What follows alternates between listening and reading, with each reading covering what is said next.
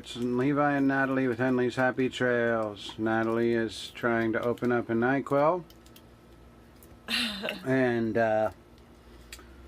what were the stats today as far as the scale house goes and the weather? So the weather, the low I believe was 76 degrees and the high was about 50, it was in the mid 50s.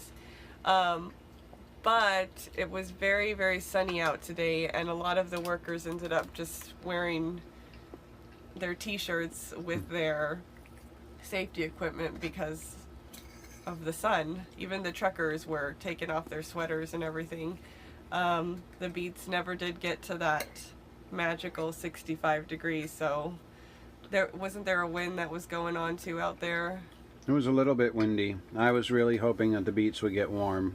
So, so yesterday, our final beet count, our final truck count for truckers coming in and out of the piling station was 705, and we increased that to, it was about 735, 734, so we were averaging like 60-something trucks an hour. It was definitely busier today, and we had about 16, 17 farmers coming in with their truckloads as well. And when you check somebody out, you're on the window where the trucks leave and get their weighed with their dirt. What is the process of checking someone out? So each truck has what's called a grower's card, and that identifies what farmer, what field they're harvesting the sugar beets from. So they'll give us their card, and then they'll give us a little ticket that shows what their initial weight was, what the initial truck weight was. So we go ahead and scan their card, and then since they drive up onto the scale, and the scale measures their final weight after the beets have been dumped and their dirt has been returned. So from that we determine what the weight of the beets was for that particular truckload, and it can be anywhere from, I've seen as low as like 24,000 pounds all the way up to, I think it was 52,000 pounds. It depends on how many axles the truck has and how many beets are in it, so that's why it varies so much. And what's it like being in the scale house when it's that busy, when we're doing over 700 trucks in a day? Well, I think you said it best when you said that it's kind of like it's a drive-through. So you are constantly interacting with one trucker after the next. You're making sure that they're okay, asking them how their day is going. We have free coffee, hot chocolate, water. We sell like soda and snacks and stuff to them. You get to know the truckers. Sometimes you get to know their names. I'll play like trivial games with them, or start conversations and continue them each time that they roll on in. So you kind of form a little bond with them. It's really neat. I mean, they all have their own just personalities and it's really fun, but you're on, and you want to make sure that the truckers are happy, but at the same time you want to make sure that they're safe too.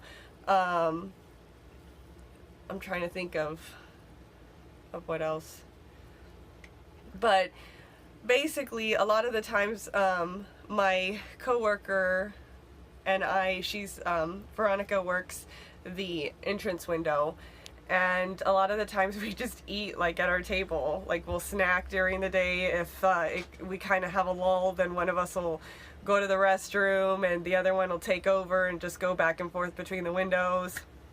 So she's a really great coworker. I mean, I'm really lucky that I've been able to work with her. I think she's been with the harvest for, it's over 10 years. I think she's going on 13 years now, but she knows all sorts of stuff, and she's just a great coworker to have to work with. I'm learning a lot from her. So it's basically just constantly busy on a day like that. Right. It's definitely a cush job compared to you guys out there. We have a stool that we can sit on. We're inside with the heater. I'm just developing a sinus something going on because I'm constantly opening and closing the window, and I'm talking all the time with the truck drivers, and I mean it's fun. It's a fun job, and I am very happy that I got it. I'm very lucky that I was able to get it.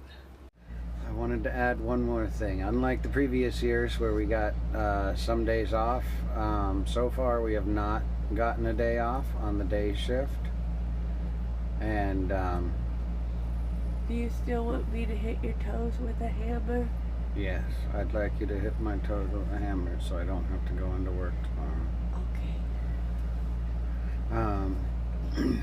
But we're on. Today was the 6th day straight in a row, and I can say that it varied. There were parts of the day that I was awake, and there were parts of the day that I was really hoping that I could crawl into a sample bag and just hang from the sample bag holder. So anyway, as a minor note of how I'm feeling after 6 days straight, tired pretty much sums it up. I just wanted to give you some stats as to the massive size of the beet piles.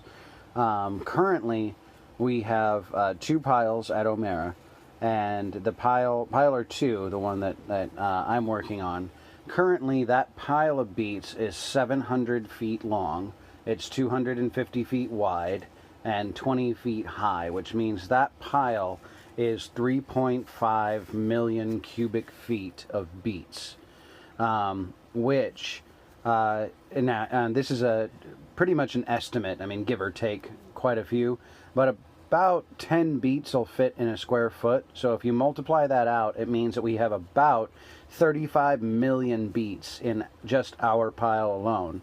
And if one beet on an average makes 1 packet of sugar, that means that we have piled what will eventually become 1.4 million cups of sugar, and we're only about 50% done with the pile.